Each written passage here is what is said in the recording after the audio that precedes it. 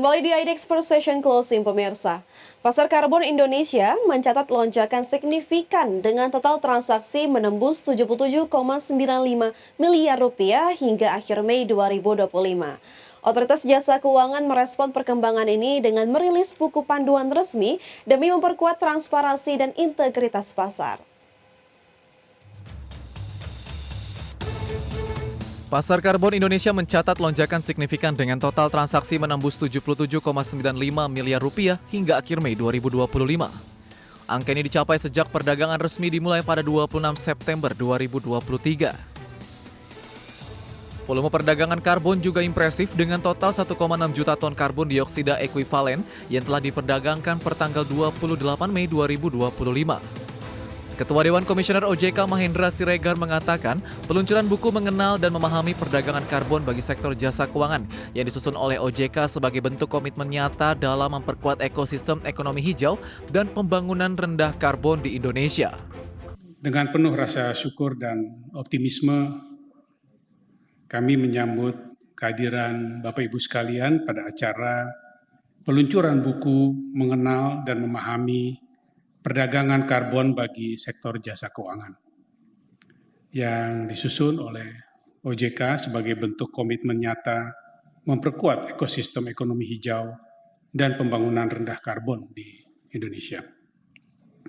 Dan pada awal sambutan ini saya menyampaikan selamat tadi yang Pak Iman sudah sampaikan bahwa IDX Carbon mencapai penghargaan Best Official Carbon Exchange in an Emerging Economy dari Green Cross UK pada minggu lalu.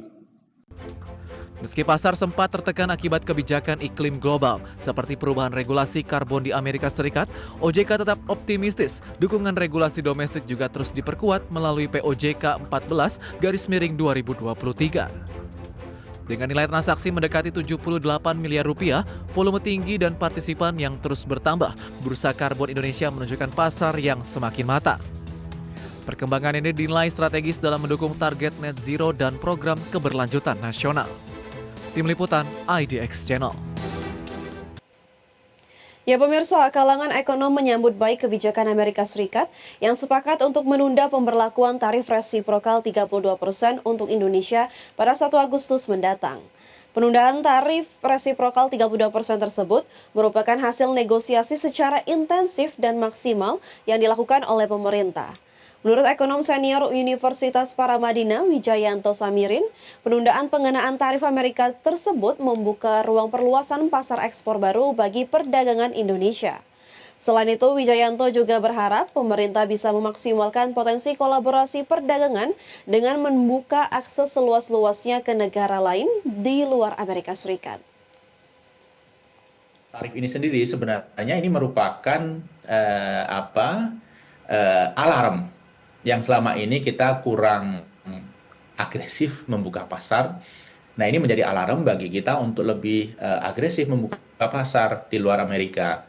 Apakah EU, kemudian anggota-anggota BRICS sendiri yang memang secara ekonomi hampir 50% dunia dan tumbuh secara lebih cepat dari rata-rata dunia. Dan memang kita harus memanfaatkan situasi saat ini.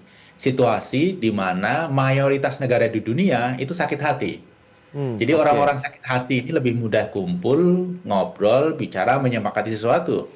Contoh kasus, tidak ada dalam sejarah Cina, Jepang, Korea Selatan itu ngumpul. Mereka itu berseteru, apakah itu ekonomi ataupun sejarah perjuangan mereka berseteru. Tapi bisa ngumpul sekarang ini dan intensif sekali. EU-SEPA sudah bertahun-tahun tidak ada ujung pangkalnya. Kita sekarang sangat yakin dalam waktu dekat akan ditandatangani. Jadi ini, Mas Pras, opportunity bagi kita untuk membangun kolaborasi dengan berbagai pihak di luar Amerika. Kementerian Perdagangan mulai memacu program perluasan pasar ekspor pada tahun 2026 dan fokus pengamanan pasar dalam negeri di tahun ini. Perluasan pasar ekspor produk-produk Indonesia dilakukan dengan penguatan diplomasi perdagangan internasional serta peningkatan promosi.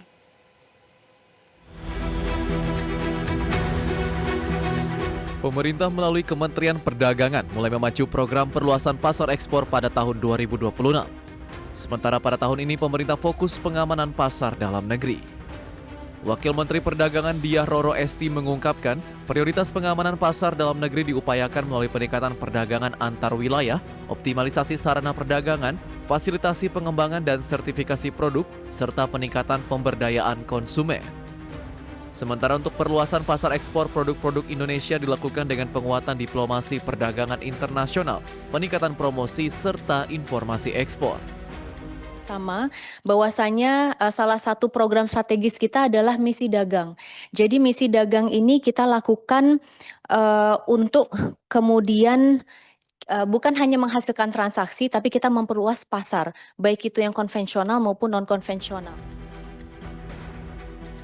Sementara itu, Kementerian Perdagangan mengajukan tambahan anggaran sebesar Rp866,63 miliar untuk menjalankan program-program dan operasional tahun depan, sehingga total anggaran tahun 2026 sebesar Rp1,987 triliun.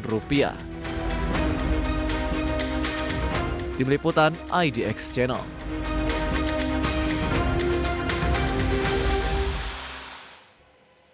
PT Integra Indo Kabinet Tbk mencatat kinerja ekspor yang solid di kuartal 1 2025 dengan pertumbuhan 20,9% year on year.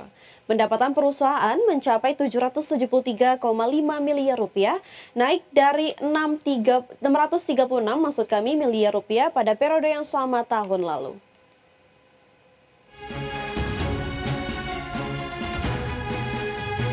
PT Integra Indo Kabinet Tbk mencatat kinerja ekspor yang solid di kuartal 1 2025 dengan pertumbuhan 20,9% year on year. Segmen komponen bangunan menjadi motor ekspor wood dengan lonjakan 63,8% year on year, sementara segmen furniture mengalami penurunan. Hal ini mencerminkan fokus kuat pada produk berkualitas untuk pasar properti global. Perusahaan mulai memperluas jangkauan ekspor ke Eropa dan Timur Tengah dengan produk baru seperti flooring dan furniture outdoor. Kerjasama dengan mitra strategis asal Eropa mendukung penetrasi pasar tersebut. Mulai Mei 2025, Wood telah berhasil mengirim flooring ke negara seperti Belanda dan Jerman. Selain itu, produk komponen kayu juga diekspor ke Jepang, Korea, Taiwan, dan India, menunjukkan diversifikasi pasar Asia, Eropa, Timur Tengah. Ekspor ke Amerika Serikat tetap mendominasi, menopang sekitar 99,4% dari penjualan ekspor wood, didorong tren pembangunan dan renovasi rumah di Amerika Serikat serta tren menguatnya dolar Amerika Serikat. Penguatan dolar Amerika Serikat terhadap rupiah memberikan keuntungan tambahan karena sebagian besar penjualan ekspor wood dalam denominasi dolar. Dengan bahan baku lokal, margin perusahaan turut terbantu. Perusahaan memperkenalkan produk baru, flooring dan furniture outdoor untuk mengurangi ketergantungan pada segmen komponen dan pasar Amerika Serikat saja. Ini bagian dari strategi diversifikasi untuk mengantisipasi tarif dan dinamika global. Berbagai sumber, IDX Channel.